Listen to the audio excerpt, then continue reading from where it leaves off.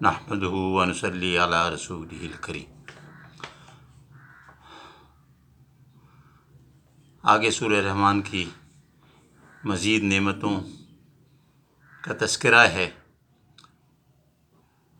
جس میں آتا ہے وَلَهُ الْجَوَارِ الْمُنشَآتُ فِي الْبَحْرِ، کہ اس میں کشتیاں ہیں جو تجارت کے لیے اور سفر کے لیے اور اپنی مختلف سفری ضروریات کے لیے استعمال ہوتی ہیں۔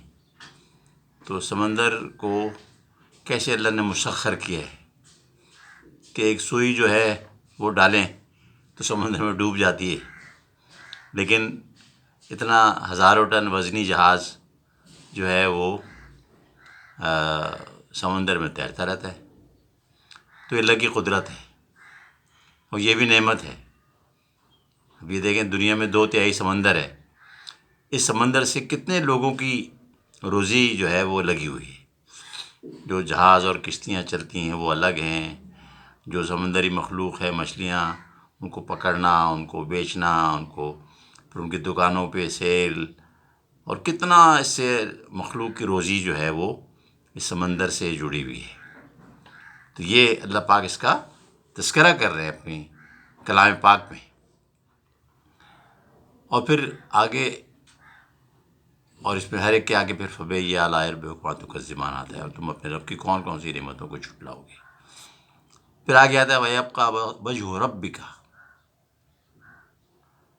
کہ اللہ کی ذات جو ہے وہ باقی رہنے والی ہے، پورا کنٹرول رکھنے والی ہے۔ تو ہمیں اس سے جڑا ہوا ہونے سے ایسا ہی ایک حفاظت کا اور ایک ایسا ہی ایک سہارے کا احساس مستقل رہنا چاہیے، جیسے ایک بہت چھوٹا سا بچہ 2 سال کا، 2.5 سال کا، جس نے ابھی چلنا شروع کیا ہے، تو تھوڑے تھوڑے الفاظ بولنے لگ گیا ہے۔ اب وہ بازار میں اکیلا نہیں جا سکتا، لیکن اگر اس کا باپ یا اس کی ماں یا اس کا بڑا بھائی نے اس کی انگلی پکڑی ہوئی ہے، اب وہ مطمئن ہے، اس کو پتہ ہے میری ماں میرے ساتھ ہے، اس کو کوئی ڈر و خوف نہیں ہے۔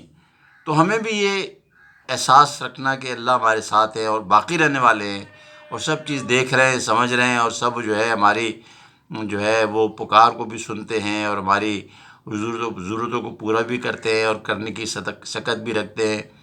تو یہ ایک امید اور ایک سہارا اور ایک ان کی جو ابدی نوعیت ہے نا، کہ ہمیشہ ہمیشہ کے لیے ہے، اس لیے کبھی ہم سے جو ہے چھینا نہیں جا سکتا اللہ سے تعلق کو۔ تو یہ اس میں بتایا جا رہا ہے۔ اسی طرح آتا ہے پھر یسألہ من فی السماوات والارض، اللہ اکبر۔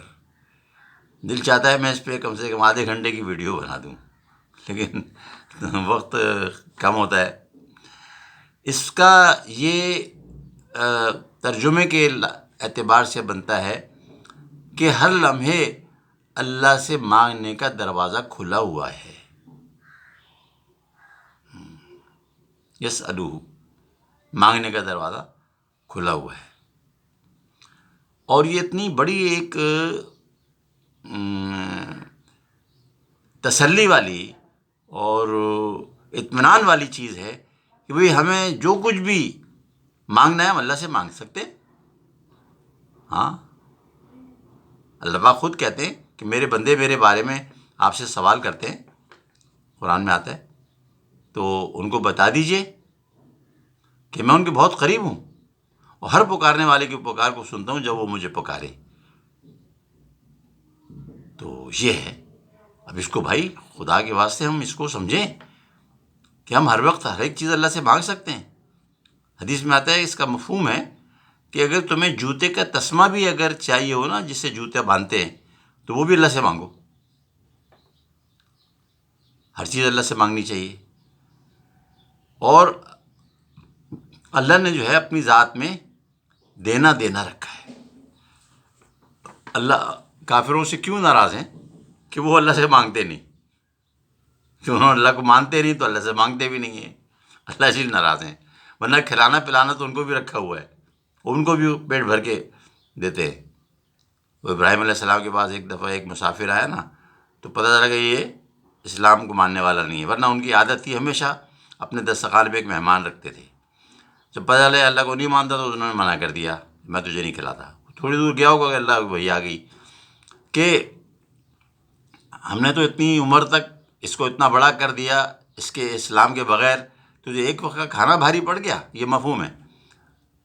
تو وہ فوراً بھاگے اور اس کو بلا کے لایا، ان کو بلا کے لائے اور ان کو کھلایا اور واقعہ بتایا، تو وہ مسلمان ہو گئے. تو اللہ پاک تو اپنی ہر مخلوق کو دے رہے ہیں، بے بہا دے رہے. دینا دینا دینا دینا دینا دینا رکھا ہے اللہ نے. مخلوق میں اللہ نے لینا ہی لینا، لینا ہی لینا، لینا ہی اللہ رکھا ہے. اس طرح کتابوں میں لکھا ہے کہ اگر آدم علیہ السلام سے لے کر اور قیامت تک آنے والے جو آخری انسان دنیا میں آئیں گے، ان سب کو ایک جگہ جمع کر دیا جائے، جیسے میدان محشر میں جمع کیا جائے گا، ایک جگہ سب جمع ہوں گے.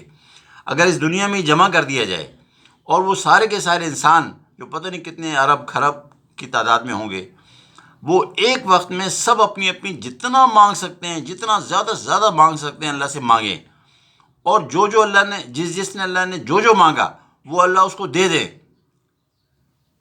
تو اللہ کے خزانوں میں اتنی بھی کمی نہیں آئے گی جتنی کہ اگر ایک سمندر میں مطلب سوئی کو ہاتھ میں پکڑ کے ڈبویا جائے اور اس کو واپس نکال لیں تو کچھ پانی سمندر کا سوئی میں لگ کر باہر آ جائے گا، جس سے سمندر میں کچھ نہ کچھ کمی تو آئے گی نا جی، کیونکہ سوئی میں لگ کر آ گیا پانی تو یہ کمی آئے گی.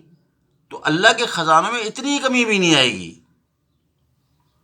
اب جس اللہ نے اتنا اپنا بخشش کا، دینے کا، بانٹنے کا، لٹانے کا ایک انتظام رکھا ہوا ہے، ہم اس سے ہی نہ مانگیں اور دن بھر اپنے دھکے کھاتے رہیں روزگار کی تلاش میں اور جو ہے ذرائع معاش کی تلاش میں، جھوٹ، سچ، رشوت، غبن، پلانا، یہ وہ، اور جو ہے چاہے حلال بھی کیوں نہ ہو، حلال ہی چیزیں کتنا کتنا جو ہے. اس پر میں اپنے مسئلہ ربوبیت کے اندر بہت سارا بیان کر چکا ہوں.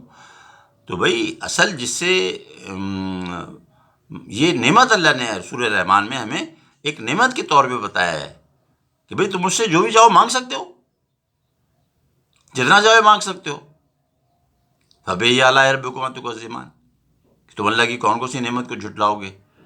تو یہ مطلب ہے یہ سورہ رحمان کی جو آیتیں چل رہی ہیں، ہم آپ کو اور ہماری ہر ویڈیو کا مطلب یہی ہوتا ہے کہ ہم اللہ سے قریب لے کر آئیں آپ لوگوں کو. ہم بھی، میں جو بولنے والا بھی محتاج ہے، ہم سب کے سب اللہ کے قریب ہو جائیں، اللہ سے لینے والے بن جائیں، اور جو اپنی محنتیں کر رہے ہیں وہ بھی کرتے رہیں.